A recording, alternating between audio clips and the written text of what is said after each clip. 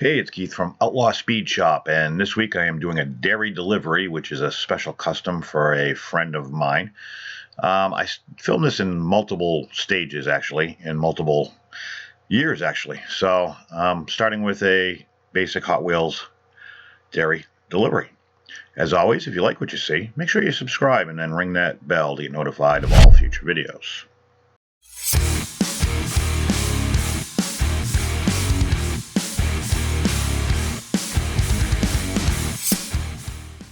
So I actually started this dairy delivery with something else in mind, probably, God, 8, 9 months ago.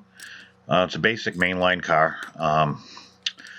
green, light green. I don't even know what that is. Teal interior. Everything's plastic except for obviously the actual casting itself. Nothing fancy, nothing to write home about. I like these. I've kind of shied away from doing them in the past because when I first got into customizing, God, I think it was like 2000, maybe 2001, maybe 1999. Dairy deliveries were like the rage. That's what everybody was. They're like gassers now. Everybody was doing them. Those in the I think the Diora twos. So I wanted to do this one a little bit different though. And when I was doing this months and months ago, before I got commissioned to build one, um, I wanted to stick some big wheels in there. So I've attacked the muscle machines, and the rear wheels just are way too big. They're what I want, but for the casting and for the frame and everything else, or chassis, they're just too big. So I have to do some clearing, just for the overall wheel diameter, never mind the actual width. So I'm using my Dremel tool with a little deburring bit.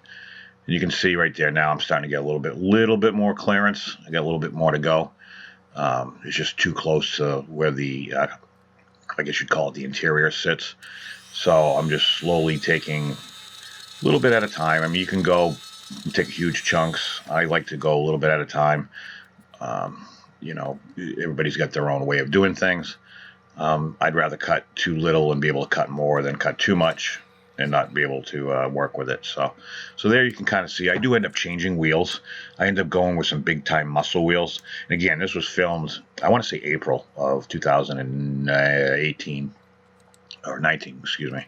So obviously now that the wheels are in there, now the wheel wells or the inner fender wells that's part of the interior are just, there's no clearance. So I'm going to cut those off. And you'll notice I kind of bounce between files. I'll use my jeweler's saw. I'll use a cutoff wheel on my Dremel. I don't stick to any one particular tool. I try to use a tool that A, saves me a little bit of time, but B, does the best job for what I'm trying to do. And there's multiple ways. You don't need a fancy Dremel. You could do this with a jeweler's saw or even a cutting knife or whatever you want to do. So now we're back to today, and I restarted this a couple weeks ago. So there's some casting lines that run down the roof, and then there's some that are on the nose that are pretty atrocious. So I wanted to get the majority of those off, and I'm kind of going back and forth between a file and some sandpaper. But yeah, my friend Les, he's part of the group that I belong to on Facebook. He asked if I could do it. He sent me one. And the paint on these are horrible to get off. It is like 18 coats of white paint. It took forever to get off. Even that, I had a hard time. So I already had this one stripped, so I didn't use the one he sent me because it was the exact same thing. And the hard work was already done months ago. So for the wheels, I'm using some, I believe that's 3/32 aluminum tubing. And I'm going to use these as axle tubes. I'm just trying to get the right width so that I can slide my axle tubes in. I actually bought, and I totally forgot, I went to Hobby Lobby and I actually bought a tubing cutter. And I'm totally not using it because I forgot that I had it. But don't do what I'm doing. I'm using, spinning parts and wheels real close to my fingers. You probably shouldn't do that. The muscle or big time muscle wheels, they actually kind of screw and unscrew to the axles. Which is great if they're the right width, which the front tires were actually pretty decent. So I was able to use what I had. The axle tubes obviously are a much larger diameter than the original stock Hot Wheels, so I have to kind of whore the channel out a little bit and make it a little bit wider, and I'm going to have to go eventually go a little bit deeper because the wheels are the diameter of the wheels. It's so, I mean, I wanted this thing slammed in the front, and it was just a little too low, so I had to, as it is, you can see right there, I'm cutting off the little tabs on the bottom, but even that was pushing it. I had to go just a little bit lower. Now the back wheels, I ran into a problem because the axle is too short, actually. So I have to use, I got this, if you watch any of my videos, I use this all the time. It's a Floral stem wire. It works perfectly for these wheels. So I can cut it to whatever width I want. Same thing with the axle tube, obviously. I want to do the same thing because it needs to be able to, I wanted it to roll the best it could. So the only way to do that was to make a longer axle in this case and then sleeve it. So here I am. I kind of got everything together, but now my wheels are hitting the inside, and this is kind of where my downfall went on this project. And I'm not ashamed to admit I overdid it. I started off with just this grinding disc because it was easy, and the casting is so huge I was able to get it in there and save me a little bit of time. And then I just bounced to the barrel sander. The problem is I probably spent 3 hours grinding. It's just those wheels are so fat, and I couldn't really bring them in any further without it looking stupid from behind. But I did it, and I finally got it. Unfortunately, I went a little too far on one side, and that became a problem. So I got everything ready to prime. I got my Stynal Res airbrush primer. I love this stuff. It works. I don't use it as often as I should because I'm kind of lazy on cleaning my airbrush. So, but it goes on perfect. It fills in a lot of imperfections. I thought I filmed it, but apparently I didn't. I got the red on there is the splash paints, which I've been using. And then I masked off, and I'm going to use some Tamiya white paint for the top. I handmade, he wanted something for the group, which was Diecast Renegades and Hoodlums. So I did up a bunch of decals. I always do multiple sizes just because I get paranoid. And I want to make sure I get the right size that's going to fit. And so the white, obviously this is on clear decals, so painting the white made it nice, easy canvas to put my decals on. I use the testers for now. That's all I have, and I don't have a fancy printer or anything, but it works out really well. I use Photoshop and Illustrator, and I'm able to get a nice, crisp, clean image. But the tester stuff is pretty good. It's a little thick, but I'm sure there's better decal paper out there, obviously. And then I'm also putting the name of the group on the side. So when I was painting the red, the first stage is when I noticed there was a problem, and it's on the passenger side, and it's right over the front driver's side fender and a little bit on the back. I ground so deep that it actually bubbled on the front. I went through it almost.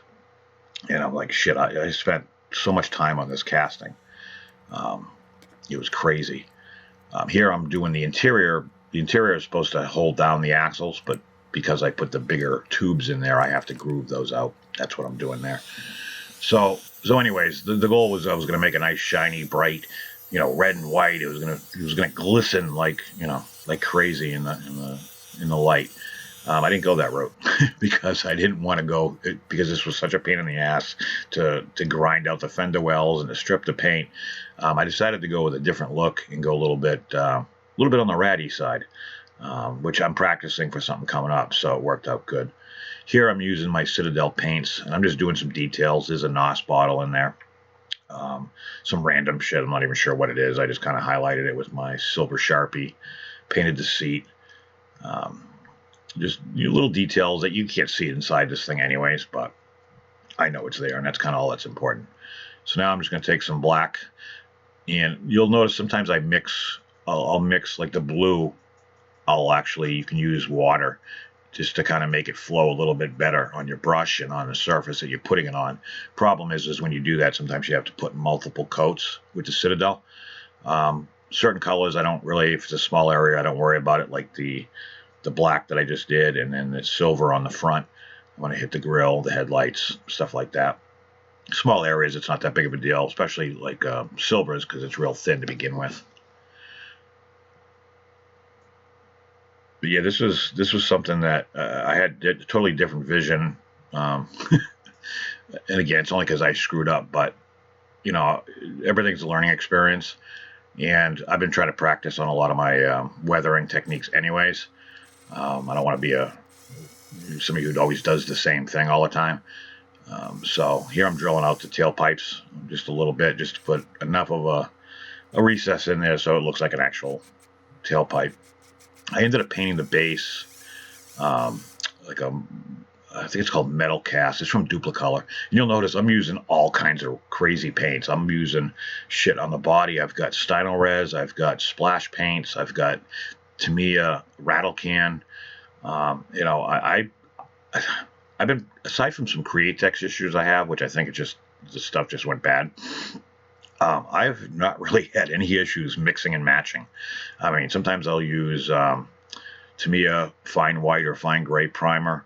I'll use Stynylrez Res. I've used Duplicolor, and I've put all kinds of crap on top of it, and I really haven't had any issues to speak of. So, aside from the Createx issues, which was mainly on the candy line, but I think that just the stuff went bad, or I haven't shaken. I don't know. I have really no idea. I've been switching to the splash paints, anyways. I love that stuff. That's my new favorite for now, till something else greater comes along. But just the ease of use is just amazing. And I got some new stuff in, so I'll be doing a splash paints tutorial. I don't know when I have time, but this was just I like doing cars for people. I like doing cars for myself. Don't get me wrong, and I'm going to be doing a lot more of it and a lot less cars for people in 2020. But I had promised Les I was going to do this. I had one kicking around, and I've been dying to do it anyways. So it worked out really, really good. So I've got a host of different paints. There I got my Typhus Corrosion, my Rise of Rust. I got some Lamium Medium, which is like a thinner. And then I've got multiple shades of brown and orangey brown. So that's kind of where I'm going with this. You see, I line them up from darkest to lightest. So I use a dry brush technique. It's very similar to the powders.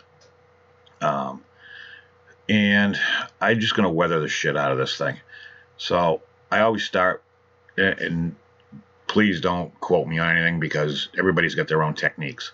I start with the darkest and work my way down. So I did dark, and now I'm going to do just not everywhere that there was dark, because there should be different shades of rust.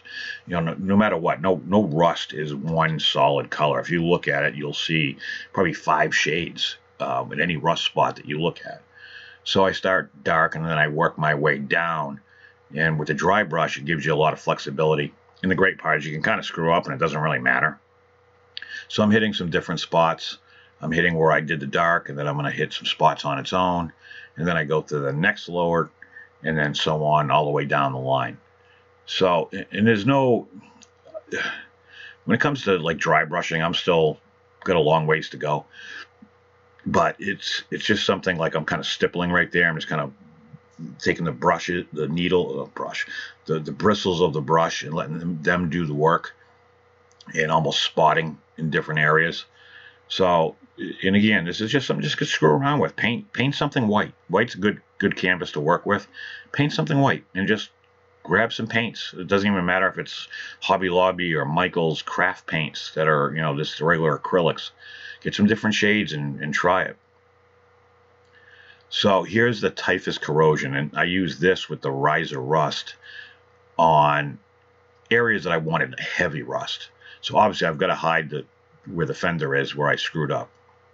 So I hit that first just so I don't forget. And then I'm going to hit the spots where predominantly these things would rust to begin with. And then the Rise of Rust, and I know it looks orange, and it is. It's bright orange. But when you put it over the Typhus Corrosion, it's amazing. And this stuff you have to do in layers. And if you notice, I'm layering everything.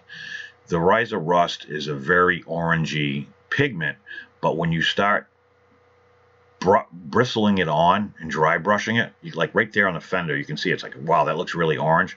But you can work it in.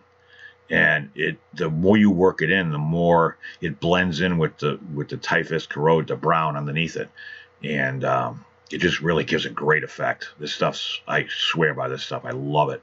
So, and this is from Citadel, if I haven't mentioned. All these paints that I'm using right now are all Citadel. And the good thing is when your brush gets just pretty much where it is, I need to put more on, you can actually hit some other areas. And again, this is a layering thing, and you just build it up slowly. There's no wrong way to do this. And again, I'm not by far, there's some killer people doing amazing weathering that, I'm not like an expert. And this is a shade, I forget the name of it. It's a red wash that comes from Citadel with their shade kit. And I'm just hitting some of the body areas where there'd be a recess, like around the fender wells, in the front, inside the grill area. So it's a lot of people use like Nuln Oil or Agrath Earthshade. Nuln Oil is black, Agrath Earthshade is more brown. They have green, they have red, and it just gives you a little bit more to work with in your arsenal. So this is what we started with. And before I go too much further, I want to thank Les for challenging me to do this, and I had a great time doing it.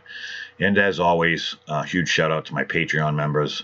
They help feed my addiction, and without their support and everybody who watches and comments and everything else, I don't know if I'd still be doing it. It keeps me going. So huge shout out to them, and it's appreciated. This is what I ended up with. Again, not quite the direction I intended originally, but I like the weathered look. I like the different layers of rust and the different degrees. This is the first time for me weathering decals. I kind of stayed, you notice I was probably a little cautionary around them, but I'm getting better with that. So I had a blast doing it. I loved it. I like the way it came out. I know he does as well. Hope you guys do, and I appreciate it. Comment down below, good, bad, indifferent, and I'll catch you on the next one.